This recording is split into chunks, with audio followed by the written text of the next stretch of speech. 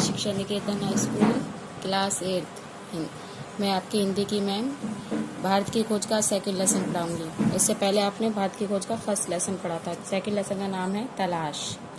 इस बुक के जो राइटर हैं उनका नाम वो हैं पंडित जवाहरलाल नेहरू, जो भारत के पहले प्रधानमंत्री रहे।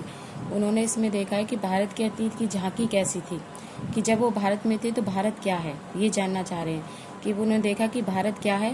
भारत एक प्राचीन शक्ति है जिसको वो अपना खो चुका है।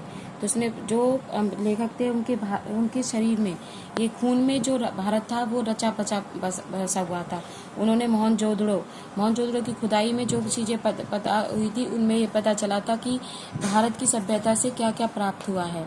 उसमें मध्य एशिया, अरब सागर और ये सब चीज़ों से पता चला था इस बारे में।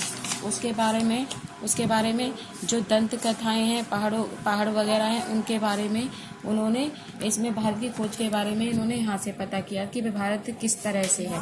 पुराने भग्नावशेषों और पुरानी मूर्तिकारों के जो एलिफेंडा और वो थी, उसके बारे में उन्होंने लिखा कि भारत जो है किस तरह से खूबसूरत है।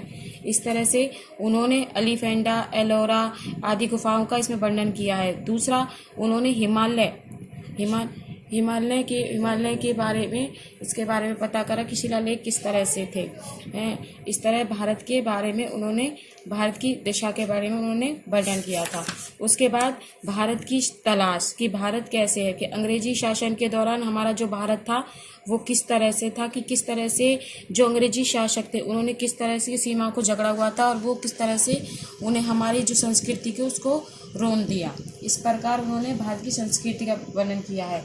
लेखक के मन में अतीत के चित्र कैसे थे, लेखक को लगता था कि उसके जो पूर्वज हैं वो की भूमि ऐसे जीते जागते लोग थे जो हंसते और प्यार भरी जिंदगी को जीते थे। इस तरह उन्होंने भारत की, इस पूरे लेसन में भारत की तलाश का वर्णन किया कि भारत की एकता कैसी थी। उसके बाद है कि भारत माता के बारे में लिखा है। आज के लिए इतना ही, बाकी कल करेंगे।